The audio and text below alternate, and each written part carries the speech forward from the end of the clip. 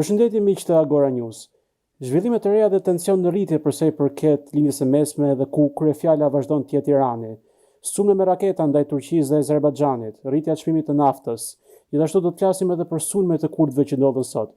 Për këto dhe shumë tema të tjera do të flasim sot me analistin ton Nikol Kedhi. Zoti Nikol, ju përshëndes. Përshëndetje, faleminderit për ftesën. Ju falenderoj ju për pranimin. Atëherë, ta nisim me këto të rënda të fare. Raket në Turqi, raket në Azerbajxhan. Çfarë kanë goditur? Çfarë është goditur, ku është goditur? Po, shikoj, regjimi iranian ka përshtypjen unë një gabim në kalkulimin e vet, në mos qoftë e bërë me dëshirë nga grupe të caktuara që duan të shohin nga vetë brenda rrëzimin. Po në pamje të parë duket si një kalkulim i gabuar, sepse ka goditur që prej disa ditësh shtete të ndryshme arabe, baza amerikane në këto shtete, por gjithsesi duke cënuar sovranitetin e këtyre vendeve arabe. Dhe kjo ka bërë që përveç Shtetet e Bashkuara të Amerikës dhe Izraelit të përfshihen në fillimisht duke dënuar veprimet e Iranit dhe më pas duke u përfshirë vetë në këtë konflikt, vendet duke i dhënë një tjetër dimension konfliktit në lindjen e mesme. Sepse natyrisht është një gjë që të jenë Shtetet e Bashkuara dhe Izraeli, dhe është gjë tjetër të përfshihen dhe vendet arabe, sepse jep tjetër konotacion, tjetër legjitimitet asaj që po ndodh në Iran. Po për të shtuar këtu në vijim të kësaj, ne duhet ta kuptojmë gjithë çfarë po ndodh në lindjen e mesme, në këndvështrimin tim, në kontekstin e gjerë, si një element i një konteksti më të gjerë të asaj që po ndodh sot në botë. Sot jemi në një rend botror në tranzicion, për sa i përket rendit gjeopolitik, me krijimin e sferave të influencës dhe e kështu me radhë. Dhe natyrisht Shtetet e Bashkuara të Amerikës kërkojnë që të kenë një influencë të tyre në hemisferën perëndimore. Ky është një qëllim i deklaruar nga ata, edhe me atë që është quajtur rikthimi i doktrinës Monroe, ku në hemisferën perëndimore nuk do tolerojnë influenca ruse, kineze, iraniane apo influenca të tjera, por më tepër se kaq është dhe një përpjekje e Shtetet Bashkuara të Amerikës për të mbajtur balancën e pushtetit gjeopolitik në perëndim. Dhe kjo është shumë e rëndësishme, sepse për shumë kohë perëndimi i stepje ishte i dobësuar nga politikat që kanë ndjekur ata vetë, pra nga plagë të vetë shkaktuara, dhe lejoi Rusinë, shtete të tjera, por veçanërisht Kinën, që ka synime globale, për një dominim global, për të bërë një shekull kinez, përkundrejt shekullit amerikan që ishte pas luftës dytë botërore dhe veçanërisht pas rënies së Pertes së Ekurt dhe murit të Berlinit, duke shfrytzuar edhe rregullat e vetë perëndimit, ato që quhen rendit të bazuar në rregulla, rules based order. Janë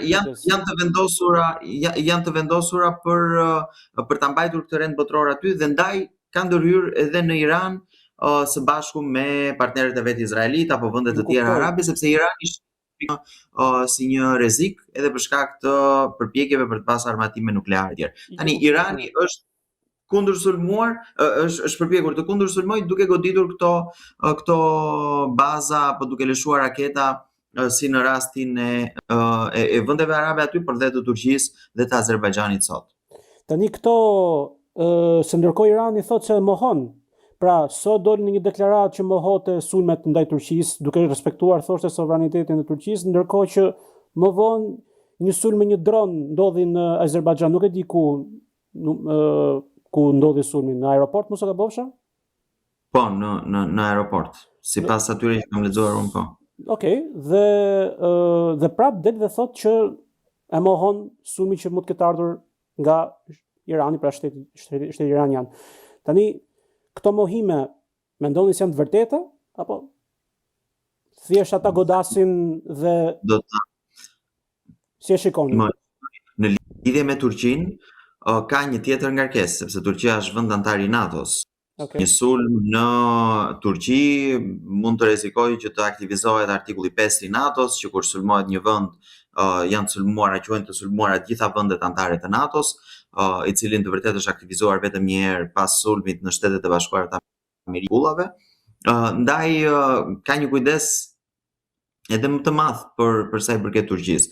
Po natyrisht është një taktikë ajo që e mohon hedhjen e këtyre droneve apo të bërjen e këtyre sulmeve nga ana e Iranit. Nuk është se është vetëm shtete. Irani ka sulmuar në disa shtete me shumicë muslimane, në disa shtete arabe, fqinje me të, duke ndaj thash në fillim që është një kalkulim i gabuar, sepse i ka përfshirë dhe ato në këtë konflikt, po i ka përfshirë kundër vetë Iranit dhe në mbështetje të aksionit të Shtetet Bashkuara të Amerikës dhe të Izraelit. Okej, kuptoj. Flasim pak për sistemin e arsenalit të Iranit që përdor. Raketat, çfarë lloji raketash janë, çfarë informacioni keni, çfarë largësi e kapin, dhe pyetja më e rëndësishme që mendoj unë që është për këtë bazë, pastaj kalojmë në çështje të tjera. A rrezikohemi ne, shteti shqiptar? Po e nis nga kjo e fundi. Irani ka disa raketa që kanë rreze të ndryshme. Tani këtu ka një paqartësi sepse disa burime thonë që Irani ka raketa ballistike me rreze shumë të gjerë që mbrijnë deri në rajonin e Mesdheut e tjerë, përfshi dhe Shqipërinë. Ka disa raportime tjera që thonë jo, nuk i ka me rreze kaq të gjerë që të mbrijnë deri këtu. Tani këtu nevojitet ndërhyrja e shtetit shqiptar. Problemi kryesor është që në Shqipëri siguria kombëtare ka rënë prej kohësh. Në Shqipëri nuk ka këshill sigurie, nuk mblidhet këshilli i sigurisë. Në Shqipëri nuk ka as president që të dali dhe të komunikojë në këto kohë paqartësisht gjeopolitike me zhvillime të shumta e tjerë, të dali dhe të komunikojë me popullin e vet, me popullin shqiptar. Këtu nga ana tjetër kemi probleme edhe me qytetarët shqiptar që janë në lindjen e mesme.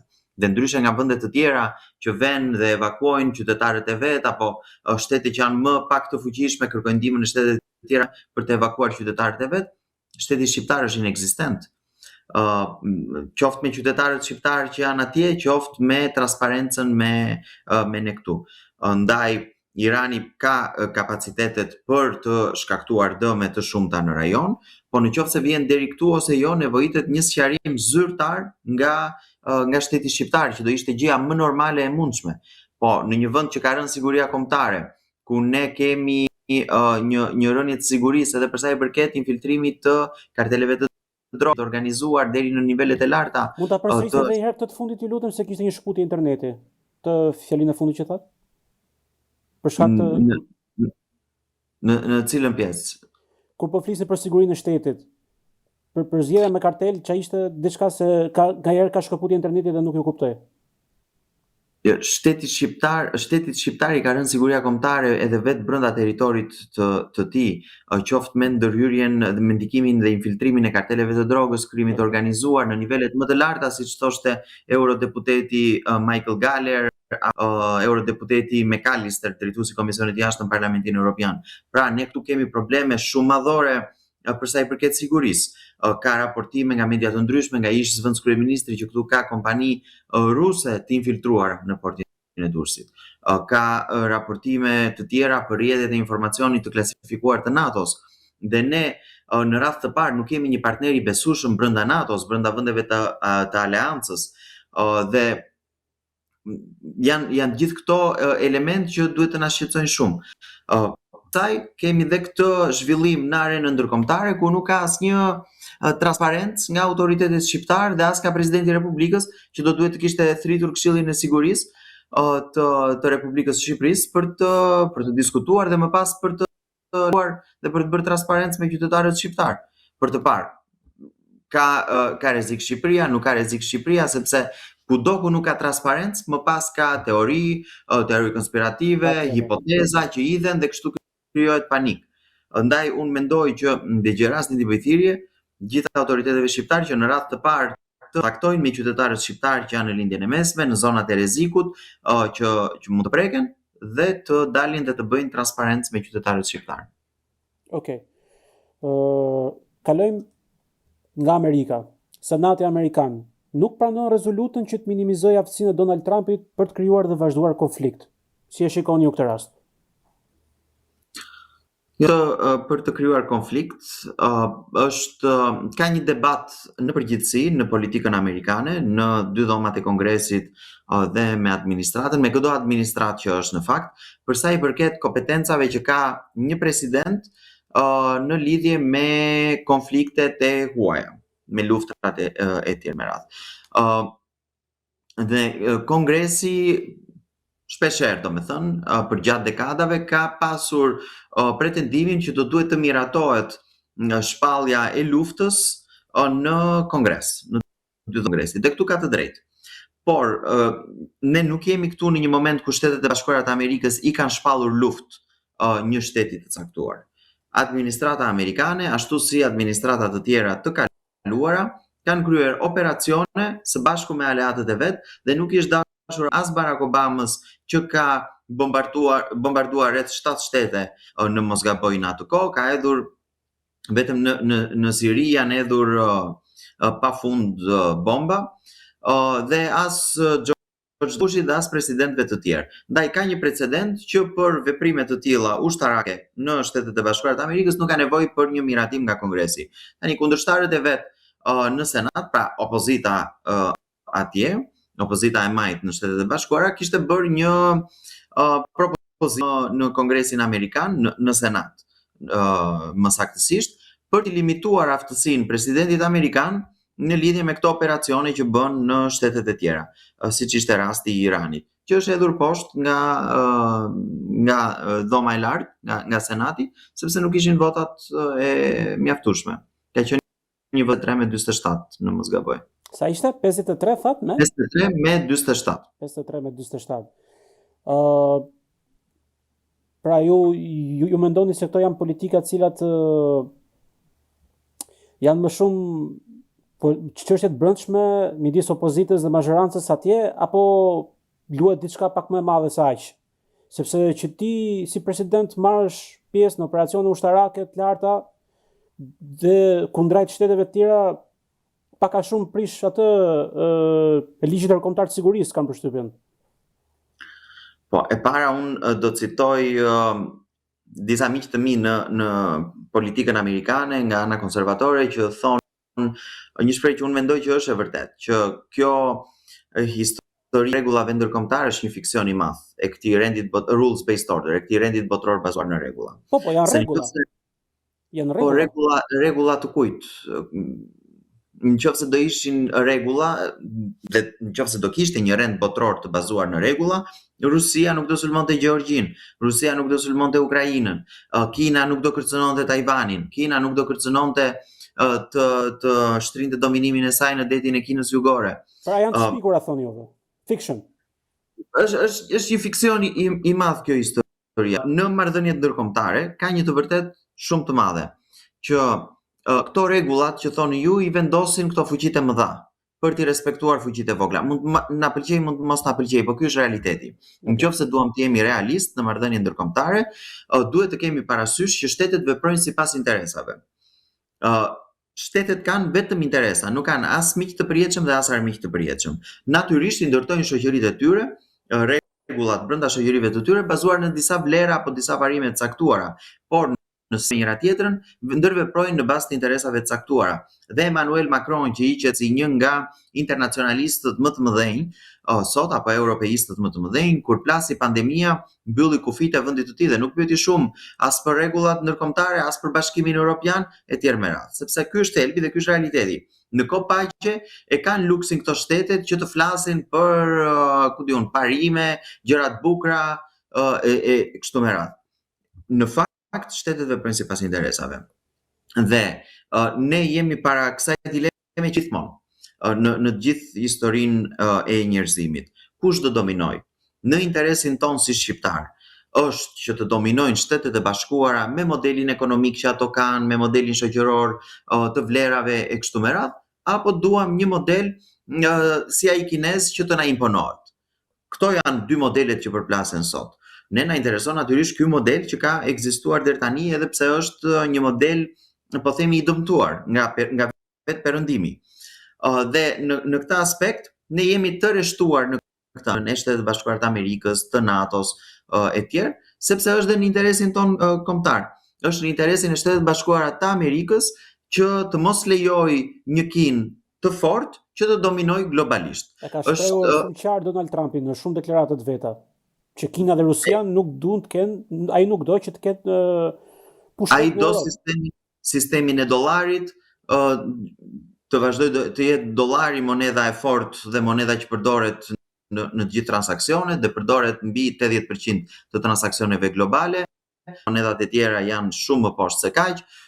Ai do që Shtetet e Bashkuara të jenë në qendër të rendit botror, të jenë ato superfuqia, atëherë me radhë siç është e drejta e tij sepse ai është presidenti i Shtetit Bashkuara të Amerikës, ai nuk do qaj hallin as të shteteve të tjera. Ndërkohë, për Shtetet e Bashkuara të Amerikës, Irani ishte kthyer në një problem, qoftë me ambicien e vet për të ndërtuar armë bërthamore, dhe duhet kuptojmë që vendet që kanë armë nukleare janë të limituara, është një klub me një numër të limituar vendesh dhe asnjë nga ato nuk do që ky klub të shtohen vende të tjera që kanë armët nukleare. Por rasti Ndërkohë Irani që nuk i ka të deklaruara, ka 200 kota bërthamore dhe nuk i ka deklaruara.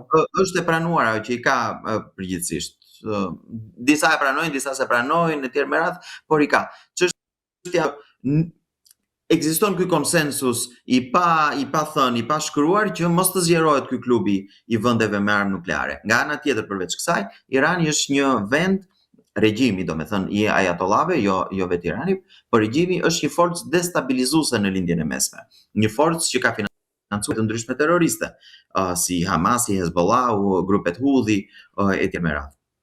Nga ana tjetër është një vend që furnizon Kinën me naftë. Ndaj janë shumë faktorë dhe Shtetet e Bashkuara janë të vendosura që Kinës pak nga pak të heqin gjithë këto aleatët dhe burimet e ndryshme.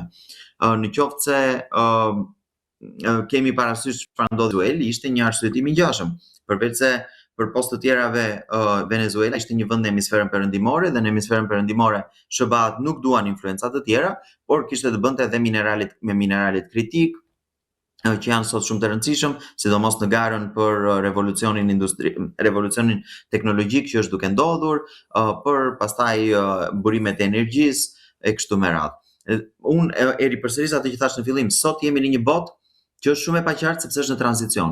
Janë duke u vendosur sferat e influencës. Shtetet vendosin sipas forcës që kanë. Dhe vende si Rusia, si Kina, apo Irani, apo vende të tjera, nuk është se pyesin shumë për këto që thonë europianët apo në përgjithësi në perëndim, sidomos nga e majta që neve duhet jemi të kujdesshëm se kemi këto rregullat etj me radhë, ato në forcës. Dhe ndaj presidenti Trump e përsërit shpesh, ashtu si presidenti Reagan apo që me presidentin Washington, që në thelb të politikës amerikane është paqja nëpërmjet forcës. Nëse Shtetet e Bashkuara rezatojnë forcë në arenën ndërkombëtare, ata kanë bindjen që kjo do jetë mjaftueshëm për të stepur bazimet e Rusisë, të Kinës apo të kujdo qoftë që mund të ketë ambicie globale. Pra në marrëdhëniet ndërkombëtare përdorin teorinë realiste, nuk janë më liberal, po bota i shifti, kanë përshtypjen e ndryshimit nga një teori liberale politike demokratike në një teori realiste ku shtetet mendojnë për sovranitetin e vet, për paqen e vet, për të mirat e veta dhe jo më për një bashkësi të madhe bashkë ku të gjithë kontribuojnë për njëri tjetrin. Por kur sot jam shumë dakord, por unë dua ta theksoj prapë që në thelb mendoj që e vërteta është që marrëdhëniet janë sipas kësaj frymës realiste që ju e përmendët. Dhe her pas here është kjo rryma që tenton internacionaliste e tjerë me krijimin e këtyre ndërkombëtare që përpiqen të marrin dhe kompetencat nga vendet sovrane e tjerë, po kjo mund të funksionojë, ndaj them që është një fiksion, se mund të funksionojë në kohë paqe kur gjithë janë më të qetë, gjërat janë të vendosura e kështu me radhë, por në momentin e parë që gjërat bëhen serioze, kthehemi aty tek thelbi, tek gjërat që kanë vërtet rëndësi dhe që janë të vërteta në realitet, domethënë marrëdhëniet mes shteteve apo gjithë elementet që përmenda më përpara. Dhe jemi në këtë pikë, duke qenë se është ky moment kritik për e rendit botror, kthehemi tek realizmi. Kalojmë pak tek sulmet e grupeve militariste kurde.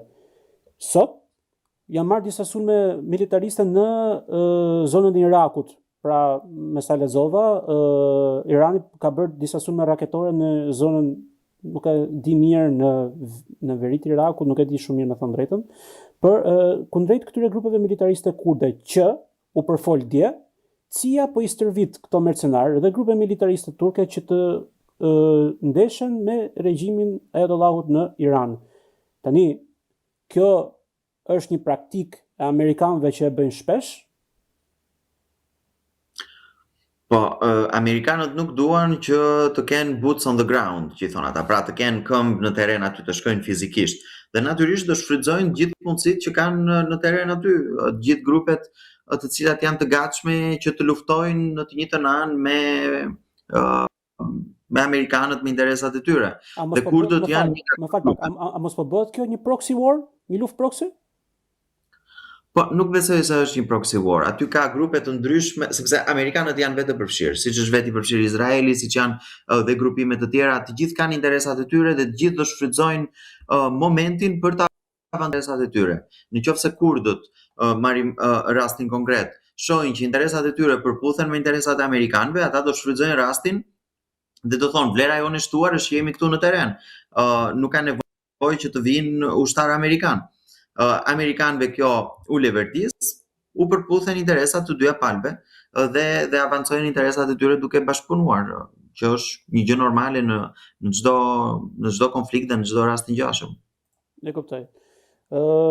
Kalojmë tek çmimi i naftës. Ngushtica e Orfuzit, problemi i madh. Çmimet trefishuar në disa shtete të Azisë, flas Japoni, Korea e Jugut, kancelari gjerman, zoti Merz doli dhe foli që tha problem për sa i përket rritjes së çmimit të naftës. Do të mundohemi ta menaxhojmë, por është problem. Tani si mund ta shohim këtë dhe kanë përshtypjen se impakt të lartë do të ketë shtetet shqiptare në lidhje me normal. Prodhon 20% prodhon edhe transporton 20% naftës në botë. Po, unë e di që në Shqipëri do nxitojnë që të rrisin çmimin e naftës, po çmimi i naftës nuk rritet për konsumatorin në një mënyrë kaq të shpejtë. Mund të rritet në bursë etj, po ka rezerva.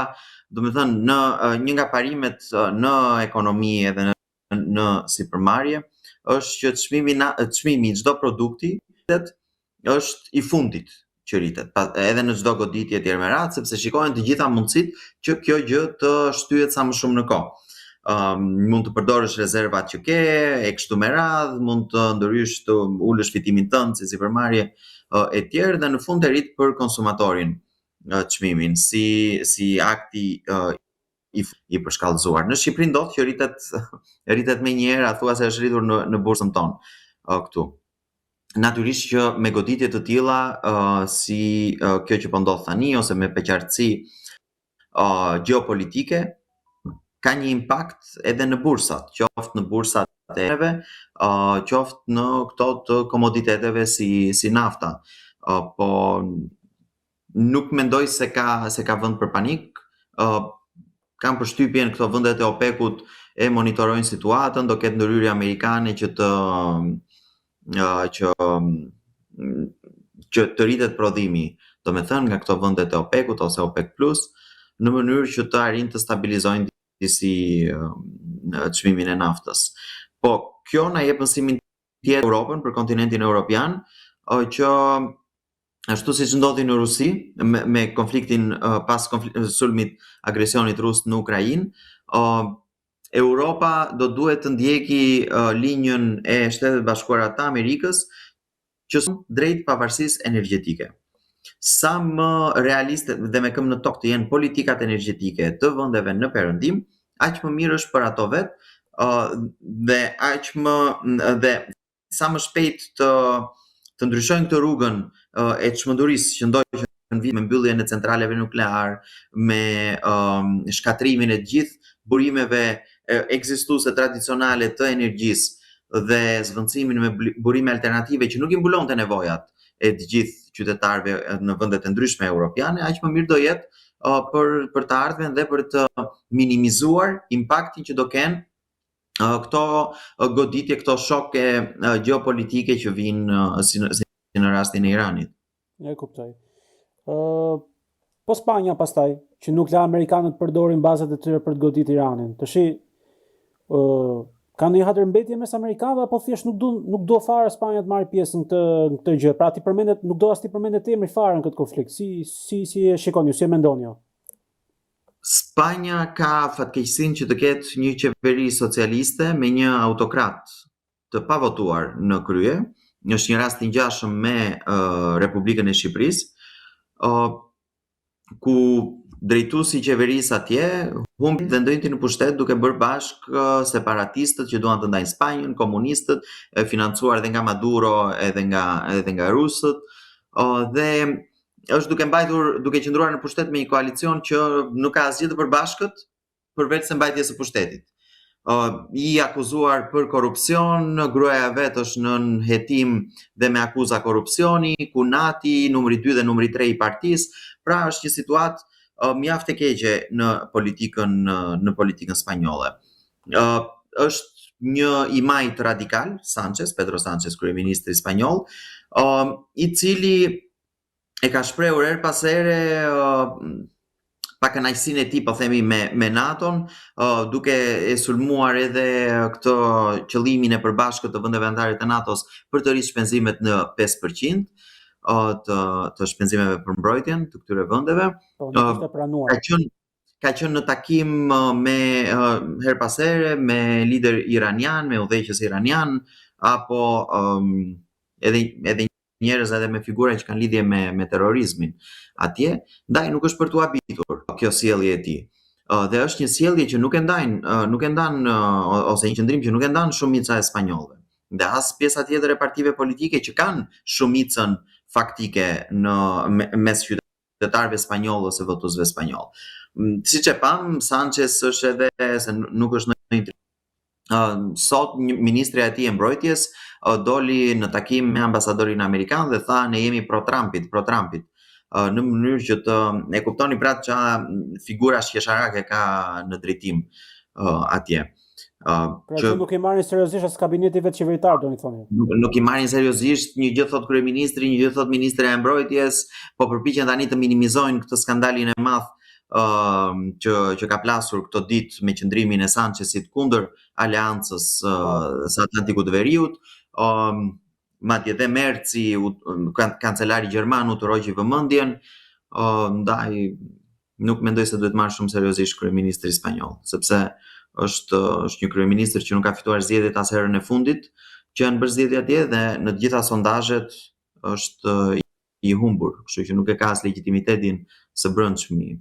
Përpos kësaj, pastaj me gjithë skandalet që kanë plas atje të korrupsionit apo të autokracisë së tij apo përpjekjet e tij për të influencuar gjyqësorin atje, ndaj nuk ekziston. Do ta mbyllim me pyetjet e fundit, ku do të rikthehemi edhe një herë në lindjen e mesme. Shtetet e Golfit thënë që Irani ka kaluar një vit kuqe. Do të marrin masa për këtë gjë. Mendoni se do të kemi një konflikt vllazëror në thonjza ku do të vriten arabët me njëri tjetrin?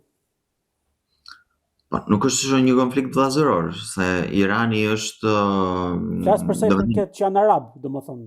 Për këtë. Po, iranianët nuk janë arab, janë pers në një pjesë të madhe të tyre. Pas ka grupime sepse nuk është një kombë vetëm një etni. Okay. Përveç persve janë edhe grupime të tjera, përfshi dhe kurdët që ju përmendët e kështu me radhë, por me këtë që ka bërë Irani, unë ndaj përsërita disa herë që ishte një kalkulim i gabuar, sulmi ndaj shteteve të tjera arabe, ka një konsensus që Irani është një shtet destabilizues me regjimin e ajatollave që ka, dhe ka nevojë, është një domosdoshmëri dhe për vendet e tjera të lindjes së mesme që ky regjim i ajatollave të rrëzohet. Një regjim që ka vrarë vetëm në protestat e fundit me dhjetra mijëra njerëz, ka disa raporte zyrtare që thonë 30.000, 40.000, po mendohet të jenë shumë se kaq, pra është një regjim që është duke vrarë njerëzit e vet aty brenda. Dhe mua vjen keq që nuk ka më shumë ndërgjegjësim në media apo figura publike edhe në Shqipëri, po edhe jashtë që të merren që ta përmend se janë qytetarë ata atje, janë njerëz të pafajshëm që duan të protestojnë, duan të jetojnë në një vend të lirë në fund të fundit, dhe që përbindjet e tyre janë duke u vrarë. Një pyetje jashtë kësaj gjëje që po mendoj tani. Ju mendoni që se mendojmë opinioni juaj, nëse një shqiptar bëhet defend, pra mbron Izraelin këtë konflikt, a mendoni se është antikombëtar ai shqiptar? Jo, nuk e mendoj. Pse duhet ta mendoj një gjë të tillë? Sepse kam gjuar shpesh ose në muhabetet që kam bërë që thonë që ti je antikombëtar sepse ti mbron Iranin. Jo, unë njerë nuk e thash këtë. Jo, e di që nuk e thash, thjesht po Iranin, edhe nuk futem fare në këtë historinë për të gjykuar njerëzit për mendimet që kanë. Unë them këtë, që interesi ynë si shqiptar është interesi kombëtar dhe është anti-shqiptar ai që punon kundër interesave të Shqipërisë. Dhe këtu mbaron historia. Nga ana tjetër, është në interesin ton që ky aks i krijuar mes regjimit ajatollave Kinës, Rusisë apo vendet shkohen t'ia dalë në imponimin e një modeli të tyre, apo është në interesin ton që rendi botror, balanca e pushtetit të rendit botror, të rendit gjeopolitik qëndrojë në perëndim. Unë mendoj se është kjo e dyta. Dhe këtu në këndvështrimin tim mbaron ky diskutim pas këto tifozerit që dalin shpesh, jo jemi një shtet, jemi një shtet tjetër, unë nuk i futem fare se nuk funksionon me marrëdhënie ndërkombëtare, nuk funksionon me tifozeri, funksionojnë siç e thash në bazë të interesave. Dhe interesi ynë si shqiptar duhet të jetë Shqipëria, interesi kombëtar, çfarë na bën neve më të fortë dhe çfarë na forcon pozitat tona në rajon, në mënyrë që me një Shqipëri të fortë ne të jemi në krah dhe të shqiptarëve në rajonin e Ballkanit, në shtetet ku ata janë, Republikën e Kosovës, në Maltëzi, në Serbi, në Maqedoninë e Veriut, në Greqi dhe gjetk, edhe përtej Ballkanit, kudo ku shqiptarët janë. Ky duhet të jetë synimi i çdo qytetari shqiptar. Dhe nuk ishte si ta mbyllje më bukur. Zoti Nikol, të falenderoj shumë për intervistën. Faleminderit ju, ishte kënaqësi. Gjithashtu. Miqtë Agora News ishim me zotin Nikol Kedhin ku folën për disa çështje të cilat lidhen me konfliktin e Iranit. Nëse jeni të interesuar për më shumë, bëni subscribe të kanalin Agora News, ndiqni kanalin për më shumë përmbajtje dhe më shumë video të tjera. Mirupafshim.